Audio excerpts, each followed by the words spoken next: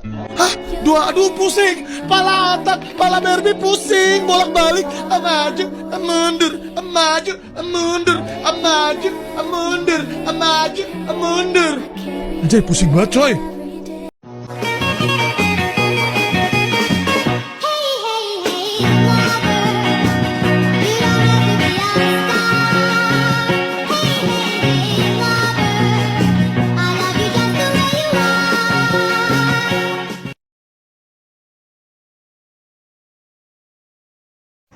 Assalamualaikum warahmatullahi wabarakatuh. Perkenalkan, nama saya Adinda Sabri Syarija dari kelas 12A dan ingin menjelaskan tentang kaidah pencacahan.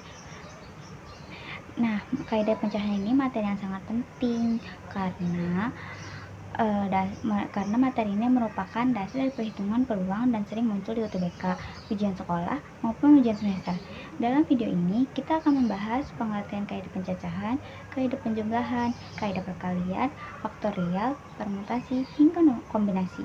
Tidak hanya teori, nanti kita juga akan contoh soal dan pembahasannya lebih banyak dan mudah-mudahan kalian bisa paham.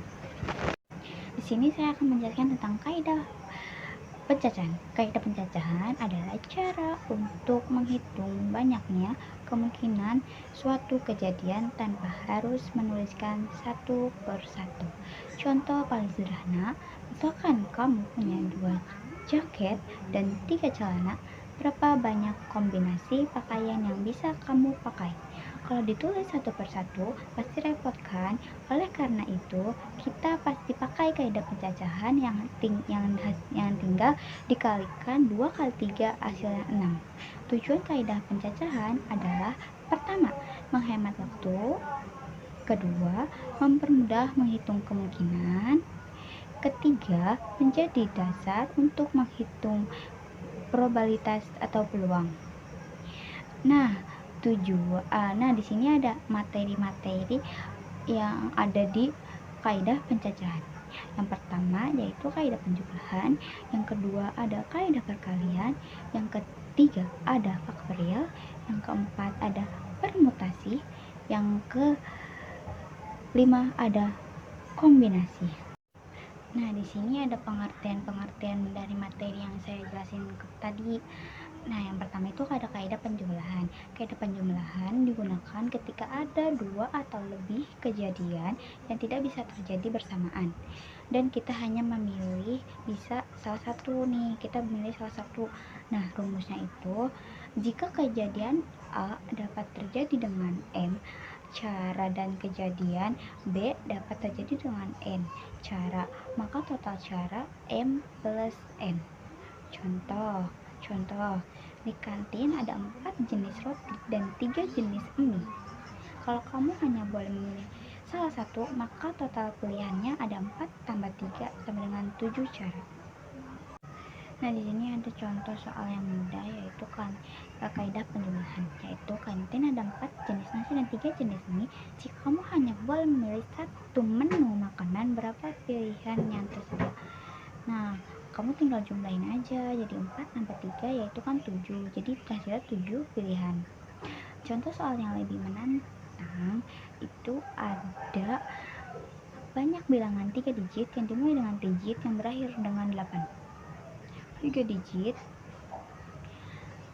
Nah, di sini tuh ada 2 kejadian gitu loh. Yang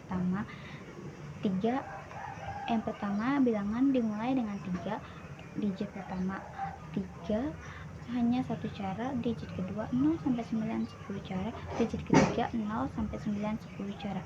Jadi totalnya 1 kali 10 kali 10 jadi 100 bilangan. Nah, yang kedua bilangan yang berakhir dengan digit pertama 1 sampai 99 cara, digit kedua 0 sama 9 10 cara, digit ketiga 8 1 cara. Total 9 kali 10 kali 1 jadinya 90 bilangan. Total keseluruhan 100 tambah 90 sama dengan 190 bilangan. Nah, yang kedua itu ada kaidah perkalian. Pengertiannya, kaidah perkalian itu dipakai ketika ada 2 kejadian atau lebih terjadi secara berurutan dan setiap langkah memiliki jumlah cara tertentu.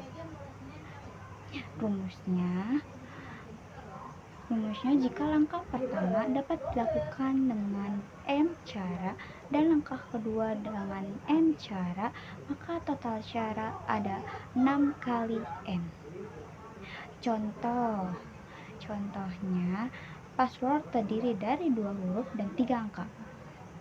Nah, hurufnya itu ada 26 pilihan, angka 10 pilihan, total passwordnya 26 kali 26 kali 10 kali 10 kali 10. Gitu. Kan tentang kaidah, contoh soal kaidah perkalian. Jika kamu punya 3 baju dan 4 jilbab, berapa kombinasi yang bisa kamu pakai? Yaitu kamu tinggal kaliin aja. Jadi 3 kali 4 sama dengan 12 cara. Contoh yang lebih sulit, password terdiri dari 2 huruf dan 3 angka, huruf 26 pilihan, angka 10 pilihan, berarti total kemungkinan password 26 kali 26 kali 10 kali 10 kali 10 sama dengan 676.000. Contoh yang lain, berapa banyak plat nomor kendaraan dengan format 1 huruf, 3 angka, dan 2 huruf? Huruf pertama yaitu ada 26 cara. Nah, yang ketiga angka masing-masing itu ada 10 cara. 2 huruf terakhir ada 26 cara. Jadi totalnya 26 kali 10 kali 10 kali 10 kali 26 kali 26. Jadi setiap angkanya tuh pasti dihitung ya, semuanya, nggak ada yang nggak dihitung. Jadi semua itu harus dihitung, dikalikan. Nah, di sini saya akan menjelaskan tentang pengertiannya faktorial. Faktorial adalah perkalian berurutan dari n sampai 1, digunakan terutama dalam permutasi dan kombinasi. Nah, rumusnya yaitu n tanda seru sama dengan n kali n-1 dalam kurung terus kali n-2 dalam kurung kali 1. Contoh 5 faktorial 5 kali 4 kali 3 kali 2 kali 1 sama dengan 120. Makna faktorial dipakai untuk menghitung jumlah susunan berbeda dari sejumlah objek. Nah, faktorial itu adalah dasar untuk kita bisa permutasi dan kombinasi loh. Nah, di sini tuh ada rumusnya. Nah, rumusnya itu ada n faktorial sama dengan n kali n-1 tutup kurung kali n-2 tutup kurung kali 1. Contoh mudahnya 4 faktorial kali sama dengan 4 kali 3 kali 2 kali 1 sama dengan 24. Kenapa faktorial muncul di formulasi? Karena kalau ada n objek jumlah semua susunan berbeda adalah n faktorial. Contoh, berapa banyak cara menyusun 5 orang dalam satu baris? Jawab, 5 faktorial. Nah, 1 sama dengan kan 120 nih. Nah, posisi pertama bisa diisi sama 5 orang. Posisi kedua bisa diisi 4 orang. Dan seterusnya. 4 yaitu permutasi. Pengertian permutasi adalah menyusun atau mengatur objek di mana urutan tangan penting. Contoh AB, terus dibalik jadi BA karena posisi berbeda. Rumus permutasi tanpa pengulangan P dalam kurung N, R tutup kurung sama dengan N faktorial atau N min R faktorial.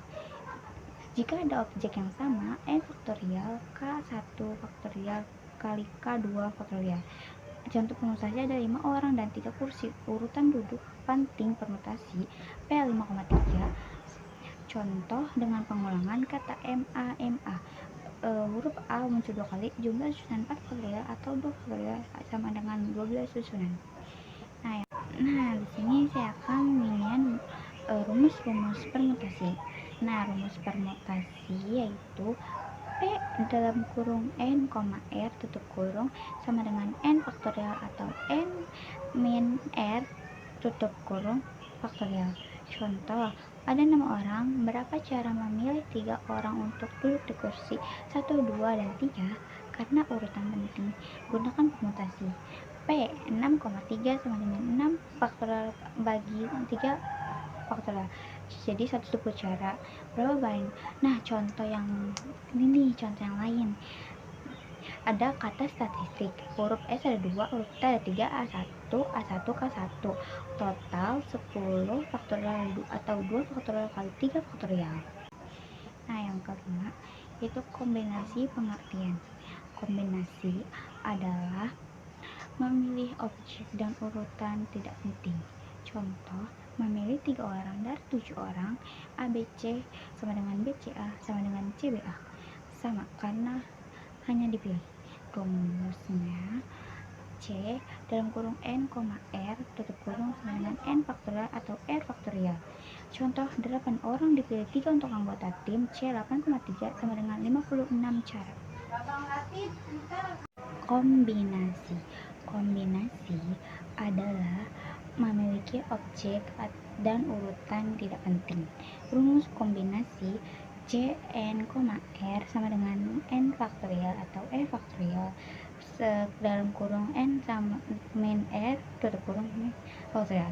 Penjelasan konsep, jika kita memilih pengurus kelas urutannya tidak penting, misal memilih ketua, wakil, sekretaris, itu permutasi.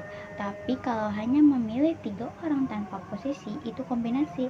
Contoh, dari 10 orang, pilih 4 untuk tim lomba. C 10,4 sama dengan 210 cara. Contoh yang lain, berapa banyak cara memilih 3 siswa dari 8 siswa untuk mengikuti pelatihan?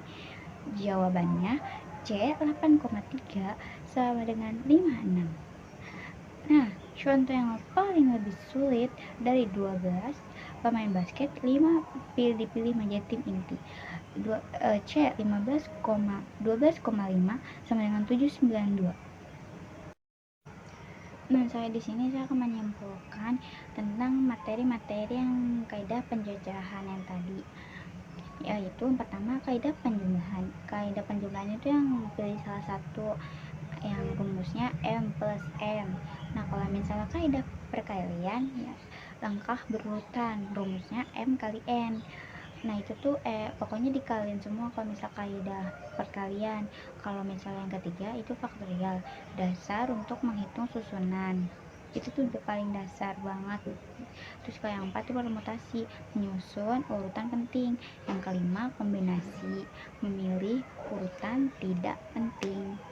Yang penting tuh kayak kombinasi tuh kayak pokoknya kita milih random, urutan itu nggak penting. Tapi kalau misal permutasi itu urutan penting banget ya, beda sama yang kombinasi yang tadi. Nah, segitu saja. Nah, terima kasih sudah menonton sampai akhir. Semoga penjelasan ini membantu kalian memahami kaidah pencacahan ya. Kurang lebihnya mohon maaf. Wassalamualaikum warahmatullahi wabarakatuh.